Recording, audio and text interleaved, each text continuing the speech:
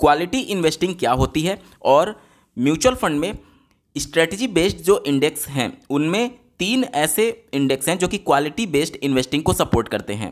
पहला Nifty 100 quality 30 index, दूसरा Nifty 200 quality 30 index और तीसरा Nifty 500 multi cap momentum quality 50 index. इन तीनों के बारे में डिटेल में समझेंगे और इनके इन्वेस्टमेंट की स्ट्रेटजी क्या होती है, क्वालिटी बेस्ड इन्वेस्टमेंट क्या होता है, डिटेल में समझेंगे और साथ ही साथ तीनों के बीच में एक हेल्दी कंपैरिजन करने की कोशिश करेंगे और एक निष्कर्ष पर पहुंचेंगे कि अगर हमें क्वालिटी इन्वेस्टिंग करनी हो तो तीनों में से हमारे लिए बेस्ट इंडेक्स फंड कौन सा हो सकता है। अंत तक जरूर जुड़े रहेगा, बहुत ही इंटरेस्टिंग डेटा के साथ वीडियो है। नमस्कार दोस्तों, मेरा नाम है नीरज, आप देख रहे हैं फिनोबिट यूट्यूब चैनल। अगर आप इस चैनल पर पहली बार विजिट कर रहे हैं तो इसको सब्सक्राइब करते हुए बेल आइकन को प्रेस करना ना भूलें। अब जैसा कि नाम से ही आपको स्पष्ट हो रहा होगा, क्वालिटी इंडेक्स यानी ये इंडेक्स ऐसे स्टॉक्स को ट्रैक करेगा जो कि क्वालिटी वाले हों, यानी जो कि अच्छे स्टॉक्स हों। अब कोई भी स्टॉक क्वालिटी वाला है या नहीं, या फिर अच्छा स्टॉक है या नहीं, ये कैसे तय होगा? तो इसके लिए 3 पैरामीटर्स डिसाइड किए गए हैं। पहला रिटर्न ऑन इक्विटी, दूसरा फाइनेंशियल लिवरेज और तीसरा अर्निंग पर शेयर। तीनों के बारे में एक एक करके समझ लेते हैं। सबसे पहले बात करेंगे फाइनेंशियल लिवरेज के बारे में। अब फाइनेंशियल के बारे में तो आप जानते हैं, यानी वित्त से जो जुड़ा हुआ हो, और लिवरेज जो है वो साइंस से लिया गया टर्म है। जैसे कि कोई भारी वस्तु उठाने के लिए आप लीवर का इस्तेमाल करते हैं। जैसे मान लीजिए बहुत भारी वस्तु है, इसको अगर आप उठाने जाएंगे तो बहुत ज़्यादा हमें एफर्ट लगाना पड़ेगा। लेकिन एक इस प्रकार से डंडा मैंने ले लिया और यहाँ पर इस तरीके से मैंने यहाँ पर अब एफर्ट लगाया तो इसे आसानी से हम लोग उठा सकते हैं। अब यहाँ पर हमें ये समझना होगा कि अगर हमें लीवर का अगर ये वाला जो पोजीशन है फलक्रम वाला, इसको अगर मैंने आगे बढ़ा दिया, जैसे मैं यहाँ पर कर दिया और वस्तु ये है, तो हमें अब यहाँ पर ज़्यादा एफर्ट लगाना पड़ेगा। लेकिन अगर यही जो फलक्रम है इसको मैं यहाँ पर ले आया और इस तरीके से ये वस्तु है, अब हम कम ही एफर्ट लगा करके इस वस्तु को आसानी से उठा सकते हैं। यानी कि ये जो लेंथ है, ये जो लेंथ है, इसी से हमारा डिसाइड हो रहा है कि कितना एफर्ट हमें लगाना पड़ेगा। अब ये तो हम साइंस के भाषा में बात कर रहे हैं। अब चूंकि ये फाइनेंशियल लिवरेज है, यानी कि वित्तीय चीज़ों से जुड़े हुए हम कम एफर्ट लगा करके कैसे ज़्यादा अर्निंग कर सकते हैं, इसी को बोलते हैं फाइनेंशियल लिवरेज। ठीक है, अब यहाँ पर आपको समझना यह है कि यहाँ पर डेट और इक्विटी का हमें रेशियो बताया जाता है इसके माध्यम से। अब जैसे समझिए, मान लीजिए कि कोई कंपनी है, एबीसी कोई कंपनी है, जिसे अपने बिजनेस को रन करने के लिए 100 करोड़ टोटल की ज़रूरत है, टोटल 100 करोड़ की ज़रूरत है। तो अपने जो शेयर्स हैं उसको पहली बार वो पब्लिक डोमेन में जब लॉन्च करता है तो उसे आईपीओ बोलते हैं। आईपीओ के माध्यम से एबीसी जो कंपनी होती है वो पैसे को रेज करती है। ठीक है, आईपीओ के माध्यम से जब भी कोई कंपनी का शेयर लिस्ट होगा तो वो कंपनी, एबीसी कंपनी, डायरेक्टली जो फर्स्ट ओनर है उस शेयर्स के, उसको अपना शेयर सेल कर रही होती है, यानी बेच रही होती है। यानी कि एबीसी कंपनी का डायरेक्टली इसमें इन्वॉल्वमेंट होता है बेचने में शेयर को।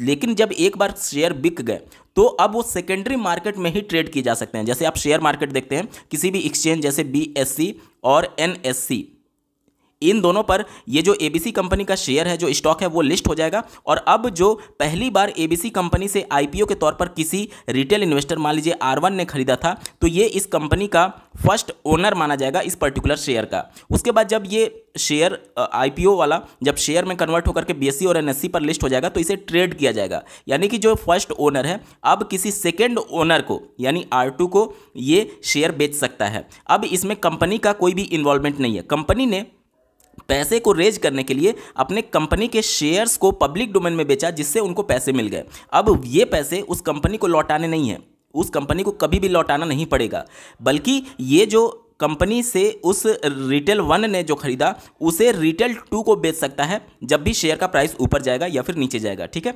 अब जब रिटेल 2 चाहे तो इसे रिटेल 3 को बेच सकता है। इसी प्रकार से रिटेल इन्वेस्टर जो होते हैं वो आपस में ही शेयर को खरीद या फिर बेच रहे होते हैं। लेकिन जब पहली बार कंपनी के द्वारा आईपीओ लॉन्च किया जाता है तो वहां पर डायरेक्टली कंपनी का इन्वॉल्वमेंट होता है, कंपनी अपना पैसा रेज करके यहां से हट जाती है। अब मान लीजिए टोटल 100 करोड़ की जरूरत थी और आईपीओ के माध्यम से, यानी शेयर के माध्यम से, उसने मान लीजिए 60 करोड़ का यहां पर फंड रेज कर लिया। अभी भी 40 करोड़ हमें जरूरत है, तो 40 करोड़ फंड रेज करने के लिए वो डेट का सहारा ले सकती है। डेट का मतलब क्या होता है? उधार होता है। यानी कि कंपनी डायरेक्टली पब्लिक से उधार ले सकती है। जैसे आपने सुना होगा कारपोरेट बॉन्ड्स, कारपोरेट सिक्योरिटीज, ये क्या होती हैं कि ये डायरेक्टली पब्लिक से उधार ली जाती हैं, जिसमें ये कहा जाता है कि हम आपको एक फिक्स रेट ऑफ रिटर्न के हिसाब से 6%, 7% के हिसाब से रिटर्न बना करके देंगे और जितना भी कंपनी को फंड रेज करना होता है उसके हिसाब से ये गवर्नमेंट जो कॉर्पोरेट सिक्योरिटीज होती है, कॉर्पोरेट बॉन्ड्स होते हैं, वो लॉन्च किए जाते हैं। अब यहाँ पर 40 करोड़ मान लीजिए कंपनी ने डेट के माध्यम से फंड को रेज कर लिया। 60% उसने 60 करोड़ कैसे उसने रेज किया था, इक्विटी के माध्यम से, यानी जो आईपीओ है डायरेक्टली कंपनी की हिस्सेदारी बेच करके, और 40 करोड़ जो है वो डेट के माध्यम से यानी डायरेक्टली उधार लेकर के किया। अब जो इक्विटी वाला पोर्शन था वो तो रिटर्न करना नहीं है, लेकिन ये जो 40 करोड़ वाला था, जो डेट है, जो उधार लिया गया, उस पर हमें हर साल 6 से 7% रिटर्न देना होगा। यहां तक क्लियर हो गया। अब मान लीजिए कि ये जो टोटल 100 करोड़ कंपनी ने रेज कर लिया, एबीसी कंपनी ने, जिसमें जो 60 करोड़ था वो इक्विटी से उसने रेज किया और 40 करोड़ जो था वो डेट से उसने रेज किया। अब इक्विटी वाले पर तो उसे कोई रिटर्न देना नहीं है, लेकिन इस वाले को लेकर के कंपनी की टेंशन रहती है कि मान लीजिए कि हमारा रिटर्न जनरेट नहीं हो रहा है, क्योंकि यहाँ पर अब अगर हमें 6 से 7% देना है और कंपनी का परफॉर्मेंस मान लीजिए 4% ही रिटर्न बना करके दे रहा है, तो ये कंपनी कहाँ से पैसा देगी, जो ब्याज वाला पैसा है वो कहाँ से निकाल करके देगी। इसीलिए इस प्रकार का जो डेट वाला पोर्शन होता है और जो इक्विटी वाला पोर्शन होता है, इन दोनों से हमें फाइनेंशियल लिवरेज के बारे में पता चलता है, क्योंकि यहाँ पर नो डाउट यहाँ पर कंपनी ने तो फंड रेज कर लिया, लेकिन पैसे लौटाने भी तो हैं। तो ये फाइनेंशियल लिवरेज, जैसे अगर हम लोग देखिए, जैसे अगर रियल एस्टेट में देखेंगे तो जितने भी बड़े बड़े अपार्टमेंट्स बनते हैं, बिल्डिंग्स बनती हैं, तो जो बड़ी बड़ी कंपनीज होती हैं इन सबको बनाने वाली, वो क्या करती हैं कि पब्लिक से कुछ हिस्सा जो घर बनाने का है वो पहले ही एक तरीके से ले लेती है। इसके बाद से वो बैंक से लोन उठाते हैं। ये सारे क्या हैं, ये सारे डेट्स के पार्ट्स हैं जो कि रिटर्न के तौर पर उनको लौटाने पड़ेंगे। अब जैसे मान लीजिए कि जो घर खरीदने वाला पर्सन है उसको तो लौटाना नहीं पड़ेगा कंपनी को, लेकिन जो बैंक से लोन ले रहे हैं या फिर कारपोरेट बॉन्ड्स दे रहे हैं, कारपोरेट सिक्योरिटीज़ के माध्यम से जो वो पब्लिक डोमेन में फंड को रेज कर रहे हैं, वो सारे तो ब्याज के तौर पर लौटाने पड़ेंगे। तो ये सारी चीज़ें अगर वो रियल इस्टेट अगर रिटर्न बना करके नहीं दे रहा है उस फाइनेंशियल ईयर में, तो नो डाउट कंपनी का भी वहाँ पर लॉस हो सकता है। तो ये फाइनेंशियल लिवरेज के माध्यम से हम समझ पाएंगे कि पर्टिकुलर कंपनी का ग्रोथ कैसे हो रहा है। अब जैसे मान लीजिए कि यहाँ पर हमने देखा कि डेट का 40% और 60% यहाँ पर इक्विटी के माध्यम से किया गया था।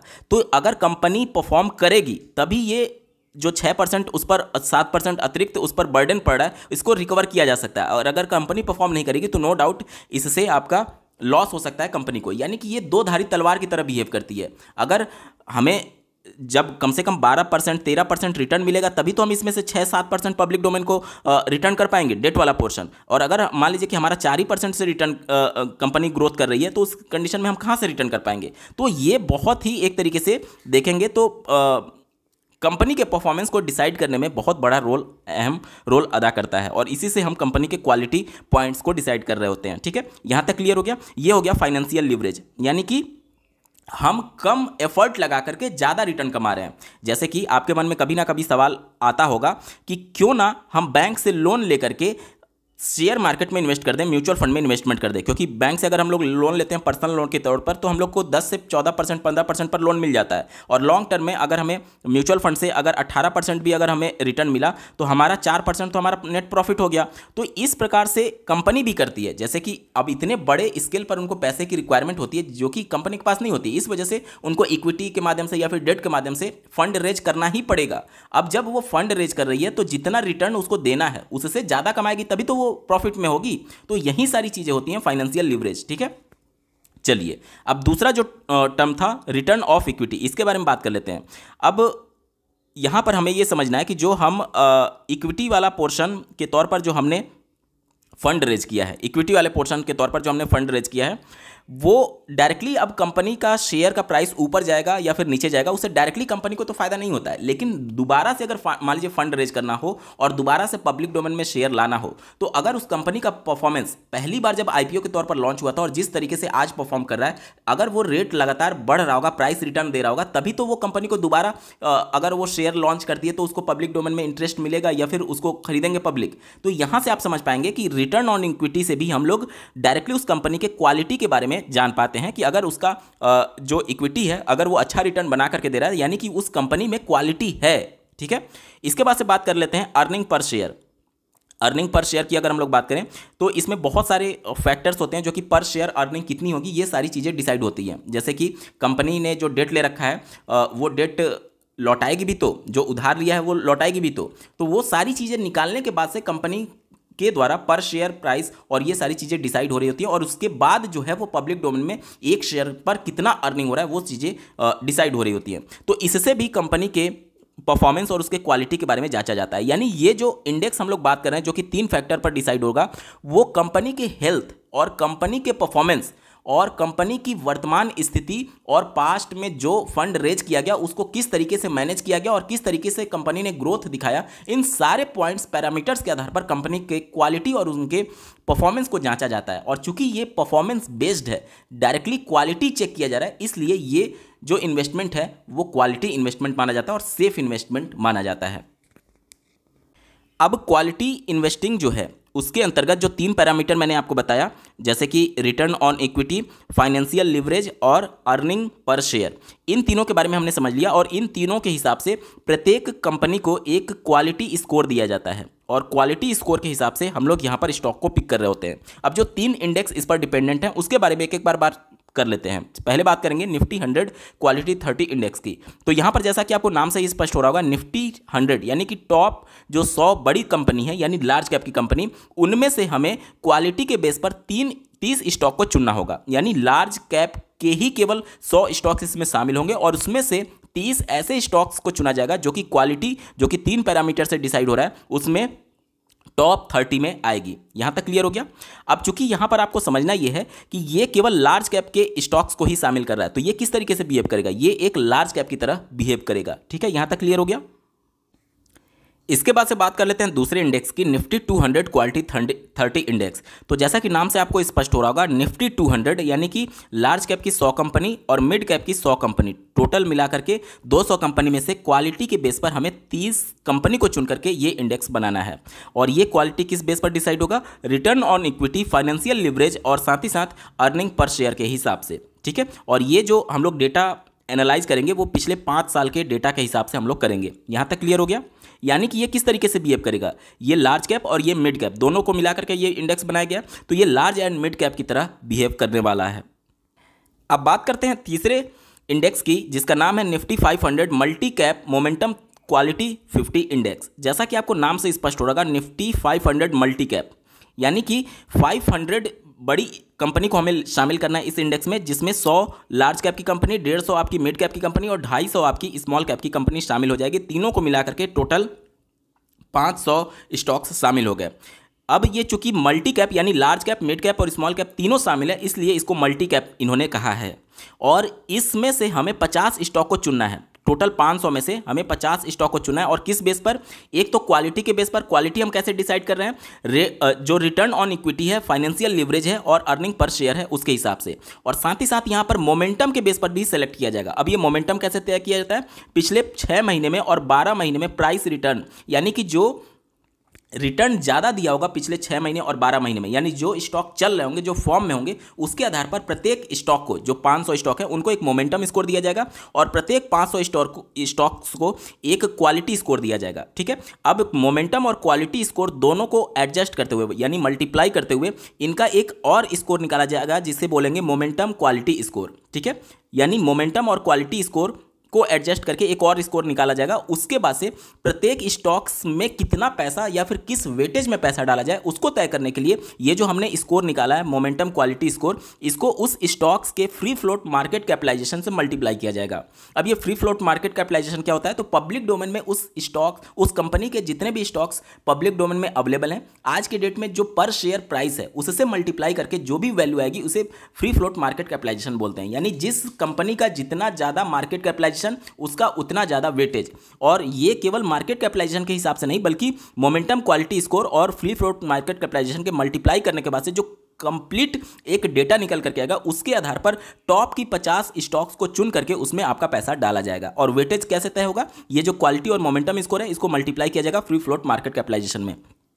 अब आपके मन में सवाल आ सकता है कि लार्ज कैप का जो मार्केट कैपिटलाइजेशन होता है वो तो बहुत ज़्यादा होता है स्मॉल कैप की तुलना में, तो केवल लार्ज कैप ही केवल शामिल होगा। तो इसके लिए यहाँ पर व्यवस्था की गई है कि कैप किया गया है 5% से ज़्यादा आपका किसी भी स्टॉक्स में जो होल्डिंग्स है वो नहीं बढ़ेगा।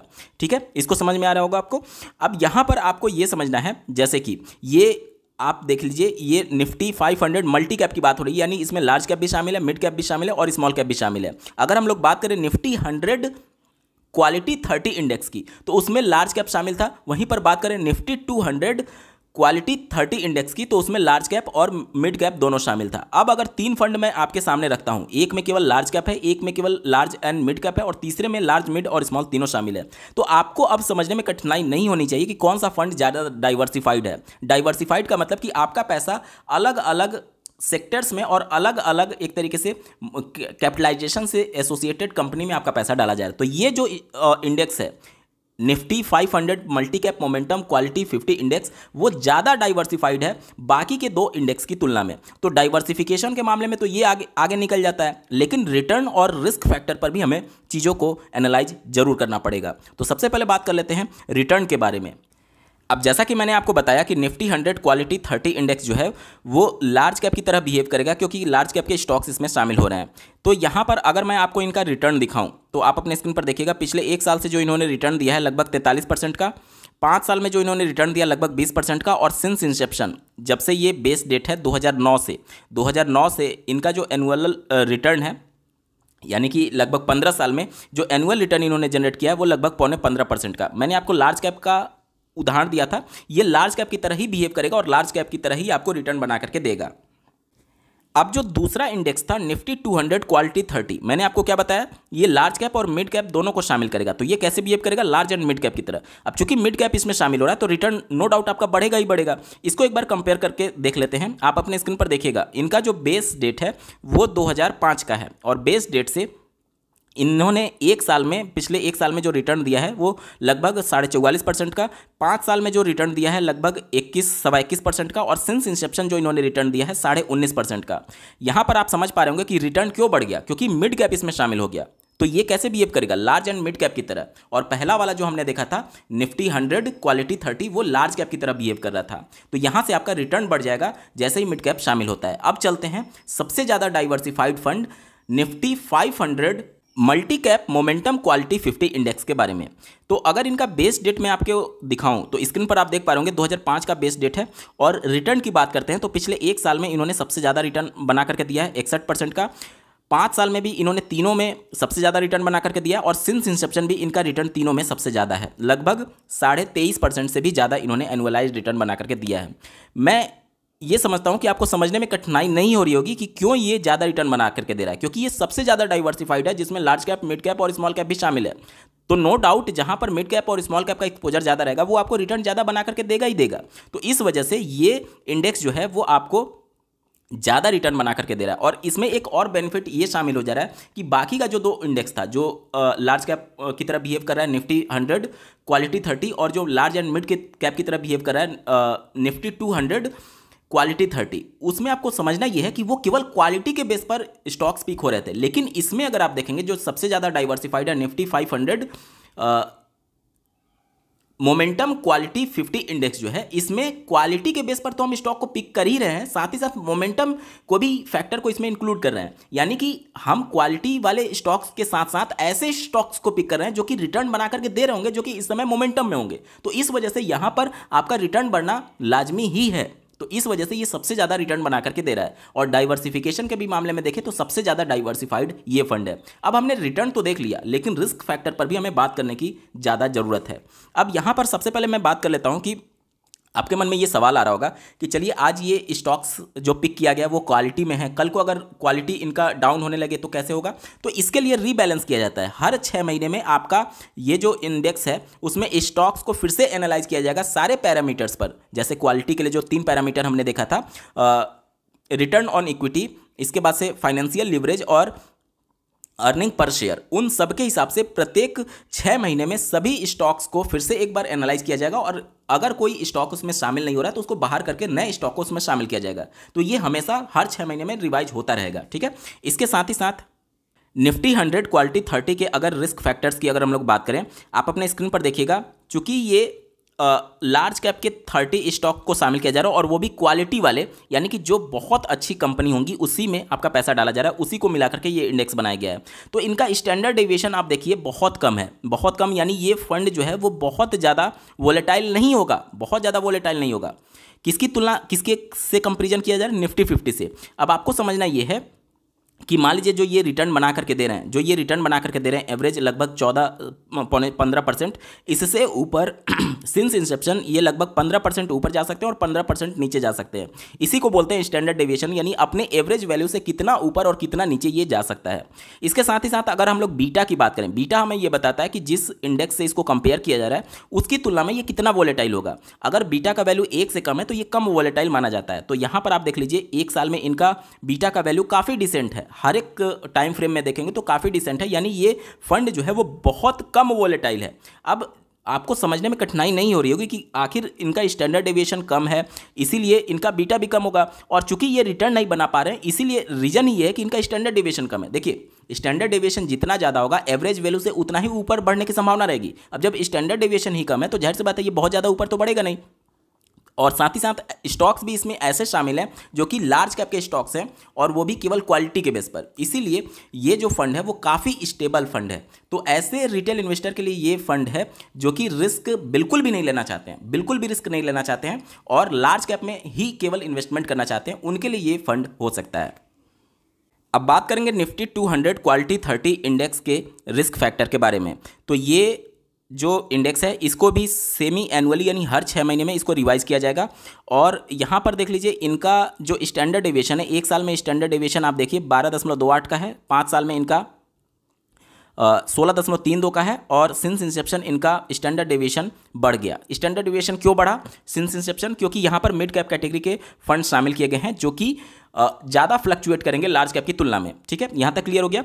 आप आंकड़े देख करके चौंक जाएंगे, ध्यान से देखिएगा। अब मैं बीटा की बात कर रहा हूँ, निफ्टी 50 से इसको कंपेयर किया जा रहा है तो 1 साल में इनका जो बीटा है 0.75 के आसपास है, 5 साल में 0.74 और सिंस इंसेप्शन की बात करें तो 0.78। वहाँ पर जो निफ्टी 100 क्वालिटी 30 की बात की गई थी उनका बीटा का वैल्यू सिंस इंसेप्शन कितना था?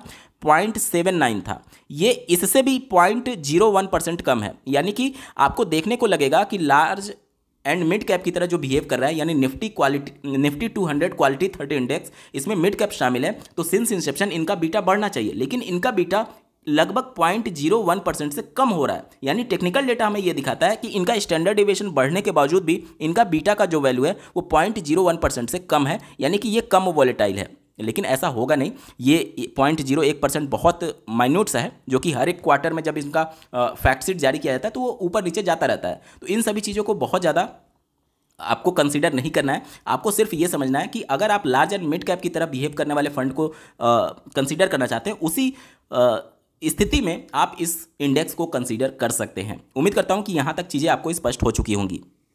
अब जो मैं आपके सामने आंकड़े रखूंगा उसको देख करके आप चौंक जाएंगे। यहाँ पर आप देख लीजिए, यहाँ पर Nifty 500 multi cap momentum quality 50 index, जिसमें लार्ज कैप, मिड कैप और स्मॉल कैप तीनों शामिल था। आपको ये लगेगा कि जब मैं बीटा की बात करूँगा तो ये उन दोनों से ज़्यादा होना चाहिए, क्योंकि बीटा हमें बताता है कि कोई भी फंड जो है वो अपने बेंचमार्क की तुलना में कितना वोलेटाइल है। तो चूंकि इसमें स्मॉल कैप भी शामिल है तो ये ज़्यादा वोलेटाइल आपको दिखना चाहिए। लेकिन आंकड़े आपके सामने हैं, आप देख करके ध्यान से देखिएगा आंकड़े को।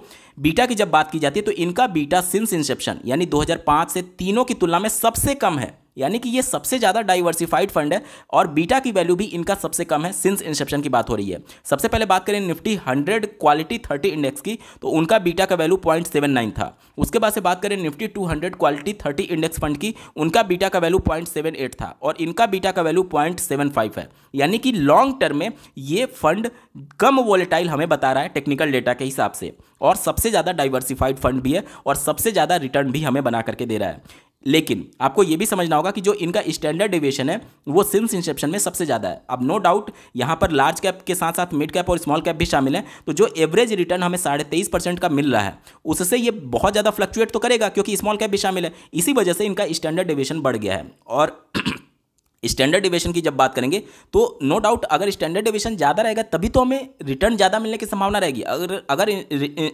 स्टैंडर्ड डेविएशन बहुत कम है तो ये तो बिल्कुल अपने एवरेज के आसपास ही मूव करेगा। तो ये ऐसा इंडेक्स है जो कि रिस्क ज़्यादा लेना चाहते हैं और रिटर्न भी ज़्यादा चाहते हैं। तो इससे आप समझ पाएंगे कि यहाँ पर लार्ज कैप, मिड कैप और स्मॉल कैप तीनों शामिल है, तो ये मल्टी कैप की तरह बिहेव करेगा या फिर फ्लैक्सी कैप की तरह बिहेव करेगा, इसीलिए इसके इंडेक्स के नाम में ही मल्टी कैप शामिल किया गया है। ठीक है, अब तीनों इंडेक्स को एक बार डिटेल में कंपेरिजन करने के बाद से हम इस निष्कर्ष पर बड़े आसानी से पहुंच सकते हैं कि पहला वाला जो इंडेक्स था निफ्टी 100 क्वालिटी 30 इंडेक्स, वो ऐसे इन्वेस्टर के लिए जो कि बिल्कुल रिस्क नहीं लेना चाहते हैं और क्वालिटी इन्वेस्टिंग के माध्यम से अपना पोर्टफोलियो बनाना चाहते हैं, वो उसमें एक्सपोजर ले सकते हैं। दूसरा ऐसे रिटेल इन्वेस्टर के लिए था निफ्टी 200 क्वालिटी 30 इंडेक्स, जो कि large and mid cap category का फंड चाहते हैं और क्वालिटी इन्वेस्टिंग करना चाहते हैं। और तीसरा जो अभी आप अपने स्क्रीन पर देख पा रहे होंगे, वो ऐसे इन्वेस्टर के लिए जिनकी रिस्क कैपेबिलिटी थोड़ी सी ज़्यादा है और जिनका लॉन्ग टर्म का विजन होगा। जैसे कि देखिए, इनका एक साल में अगर आप देखेंगे तो बीटा का वैल्यू काफ़ी ज़्यादा है, यानी कि ये एक साल या फिर कम समय के लिए जब आप मार्केट में आएंगे तो बहुत ज़्यादा ये फंड वोलेटाइल होगा।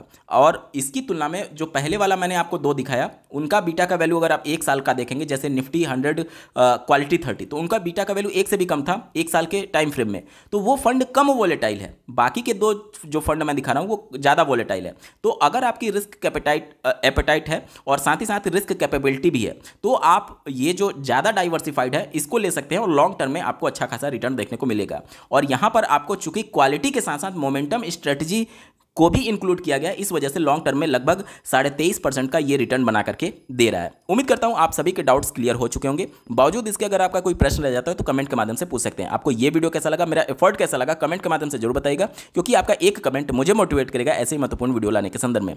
इस वीडियो को देखने के लिए आपका बहुत बहुत धन्यवाद। भगवान करे आपका दिन शुभ हो।